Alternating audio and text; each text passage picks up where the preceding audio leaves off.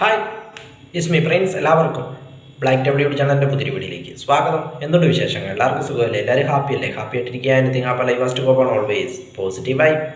പശ്ചിമേഷ്യയിലെ സംഘർഷം തീരുന്നില്ല എന്ന് പറയാം. കാരണം വീണ്ടും വീണ്ടും സംഘർഷങ്ങളിലേക്ക് ഡെയിലി പശ്ചിമേഷ്യ ഇങ്ങനെ പോയിക്കൊണ്ടിരിക്കുകയാണ്.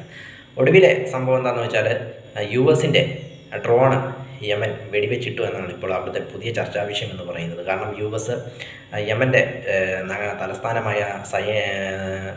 നഗരത്തെയും അതോടൊപ്പം ഹൂതികളുടെ ശക്തി കേന്ദ്രമായ മറ്റൊരു നഗരത്തെയും ആക്രമിച്ചിരുന്നു, വ്യോമാക്രമണം നടത്തിയിരുന്നു, ഡ്രോണുകൾ ഉപയോഗിച്ച് നടത്തിയിരുന്നു. അപ്പോൾ അതിന് തിരിച്ചടി എന്നോണം യമൻ ഇപ്പോൾ ഏകദേശം 20ഓളം ഡ്രോണുകൾ, US-ൻ്റെ 20ഓളം ഡ്രോണുകൾ വെടിവെച്ചിട്ടു എന്നാണ് അവിടെയുള്ള റിപ്പോർട്ടുകൾ. അതായത് അവരുടെ പ്രാദേശിക മിസൈലുകൾ ഉപയോഗിച്ചാണ് വെടിവെച്ചിട്ടതെന്നാണ് ഹൂതികളുടെ സൈനിക വക്താവ് പറഞ്ഞത്. ഈ കാര്യം US സൈന്യവും സ്ഥിരീകരിച്ചിട്ടുണ്ട്.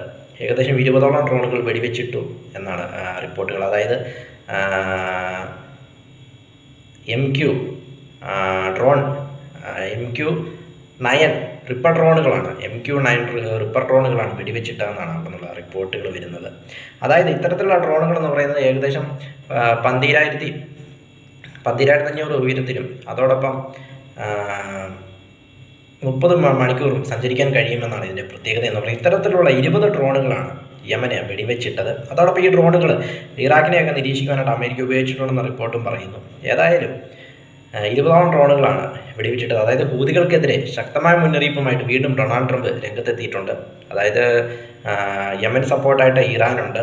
അതുകൊണ്ട് തന്നെ ഹൂതികൾക്ക് വീണ്ടും ശക്തമായ താക്കീതാണ് ഡൊണാൾഡ് ട്രംപ് കൊടുത്തിരിക്കുന്നത്. ഒരു ഭാഗത്ത് ഇസ്രായേലും അമേരിക്കയും, മറുഭാഗത്ത് ഇറാനും യമനും ഗാസയും പാലസ്തീനുമെല്ലാം. അങ്ങനെ മൊത്തത്തിൽ പശ്ചിമേഷ്യ വീണ്ടും പുകഞ്ഞുകൊണ്ട് വീണ്ടും സംഘർഷത്തിലേക്ക് പോയിക്കൊണ്ടിരിക്കുകയാണെന്ന് പറയാം. ഇപ്പോൾ അമേരിക്കയും കൂടി ഇടപെടുന്നതോടുകൂടി വീണ്ടും സംഗതികൾ ഓരോന്ന് വഷളായിക്കൊണ്ടിരിക്കുകയാണെന്ന് പറയാം. അതിനിടയിലാണ് യമൻ ഇപ്പോൾ അമേരിക്കയുടെ ഡ്രോണുകളെല്ലാം വെടിവെച്ചിട്ടതും. ഇത് ഔദ്യോഗികമായിട്ട് US സേന തന്നെ സ്ഥിരീകരിച്ചിട്ടുണ്ട്. MQ-9 reaper ഡ്രോണുകളാണ് വെടിവെച്ചിട്ടത്.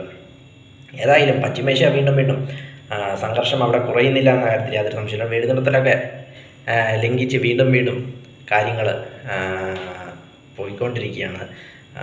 കാര്യങ്ങൾ യുദ്ധത്തിലേക്കൊക്കെ വീണ്ടും പോയിക്കൊണ്ടിരിക്കുന്നു. ഏതായാലും ട്രംപിന് പശ്ചിമേഷ്യയിൽ ഒരു കണ്ണുണ്ട് എന്ന കാര്യത്തിൽ യാതൊരു സംശയവുമില്ല.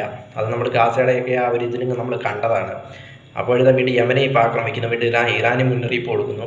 ഏതായാലും വരുന്ന ആളുകൾ അത്ര ശുഭകരമാവില്ല പശ്ചിമേഷ്യക്ക് എന്ന കാര്യത്തിൽ യാതൊരു സംശയവുമില്ല. ഏതായാലും യമനും അമേരിക്കയും തമ്മിലുള്ള ആ ഒരു ഇതാണ് ഇപ്പോഴും പശ്ചിമേഷ്യയിലെ ചർച്ചാ വിഷയം എന്ന് പറയുന്നത്.